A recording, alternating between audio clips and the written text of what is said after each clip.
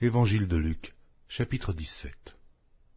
Jésus dit à ses disciples, « Il est impossible qu'il n'arrive pas des scandales, mais malheur à celui par qui ils arrivent. Il vaudrait mieux pour lui qu'on mît à son cou une pierre de moulin et qu'on le jetât dans la mer, que s'il scandalisait un de ses petits. Prenez garde à vous-même. Si ton frère a péché, reprends-le, et s'il se repent, pardonne-lui.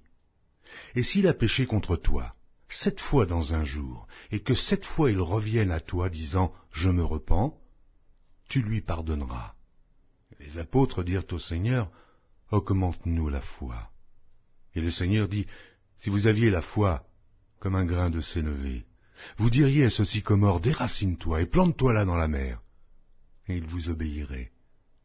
Qui de vous, ayant un serviteur qui laboure ou paie les troupeaux, lui dira quand il revient des champs « Approche vite et mets-toi à table » ? Ne lui dira-t-il pas au contraire « Prépare-moi à souper, ceins-toi et sers-moi jusqu'à ce que j'aie mangé et bu. Après cela, toi, tu mangeras et boiras. » Doit-il de la reconnaissance à ce serviteur parce qu'il a fait ce qui lui était ordonné?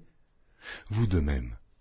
Quand vous avez fait tout ce qui vous a été ordonné, dites « Nous sommes des serviteurs inutiles.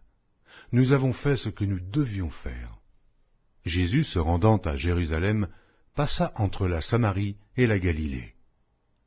Comme il entrait dans un village, 10 lépreux vinrent à sa rencontre. Se tenant à distance, ils élevèrent la voix et dirent « Jésus, Maître, aie pitié de nous. » Dès qu'il les eut vus, il leur dit « Allez vous montrer aux sacrificateurs. » Et, pendant qu'ils y allaient, il arriva qu'ils furent guéris. Et l'un d'eux, se voyant guéri, revint sur ses pas, glorifiant Dieu à haute voix. Il tomba sur sa face aux pieds de Jésus et lui rendit grâce. C'était un Samaritain.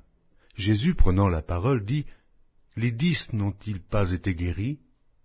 Et les 9 autres, où sont-ils? Ne s'est-il trouvé que cet étranger pour revenir et donner gloire à Dieu? » Puis il lui dit « Lève-toi, va, ta foi t'a sauvé. » Les pharisiens demandèrent à Jésus quand viendrait le royaume de Dieu.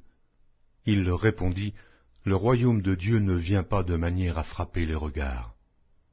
On ne dira point, il est ici ou il est là, car voici, le royaume de Dieu est au milieu de vous. » Il dit aux disciples, « Des jours viendront où vous désirerez voir l'un des jours du Fils de l'homme, et vous ne le verrez point. On vous dira, il est ici, il est là. N'y allez pas. Ne courez pas après, car comme l'éclair resplendit et brille d'une extrémité du ciel à l'autre, ainsi sera le Fils de l'homme en son jour. Mais il faut auparavant qu'il souffre beaucoup et qu'il soit rejeté par cette génération. Ce qui arriva du temps de Noé arrivera de même au jour du Fils de l'homme. Les hommes mangeaient, buvaient, se mariaient et mariaient leurs enfants jusqu'au jour où Noé entra dans l'arche. Le déluge vint, et les fit tous périr. Ce qui arriva du temps de Lot arrivera pareillement. Les hommes mangeaient, buvaient, achetaient, vendaient, plantaient et bâtissaient. Mais le jour où Lot sortit de Sodome, une pluie de feu et de soufre tomba du ciel, et les fit tous périr. Il en sera de même le jour où le Fils de l'homme paraîtra.